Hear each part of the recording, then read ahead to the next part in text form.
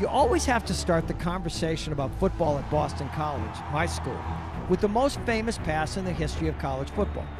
By the way, you can pick another pass if you want to, you just be wrong. Woods uncorks a deep one for the end zone. Phelan is down there. Oh, he got it! He got it! He got it! Touchdown! Flutie did it! It was Doug Flutie to his pal Gerard Phelan in Miami on the day after Thanksgiving in 1984. We don't call it a Hail Mary pass at our school because that would be considered practically sacrilegious. Just the pass. But whatever romance is now attached to our school and our program, and we're looking for more tonight when number 3 Florida State comes to Chestnut Hill, began in that moment, a play that most college football fans now feel they know as well as they do their screen names. It wasn't some big upset that day in Miami.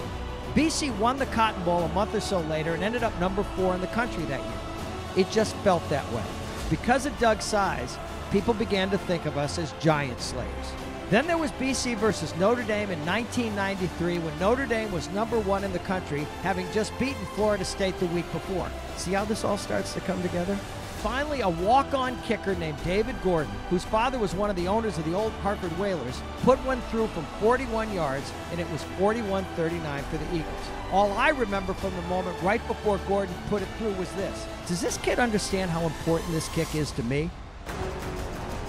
We thought we were going to beat number 8 Florida State a few years ago before Jameis Winston had the audacity to throw a Flutie-like pass at the end of the first half that changed the game. Winston stays on his feet, launches one in a single coverage, and it is caught!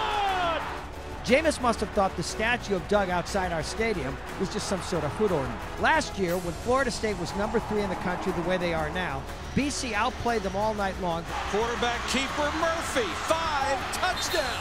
But ended up losing on a field goal at the end. There was also the game last season when USC came to BC when they were ranked number 9 in the country, and my guys basically threw them down a flight of stairs.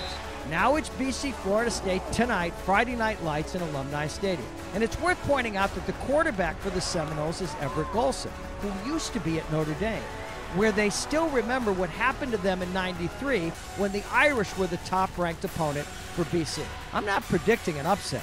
I'm just connecting the dots here.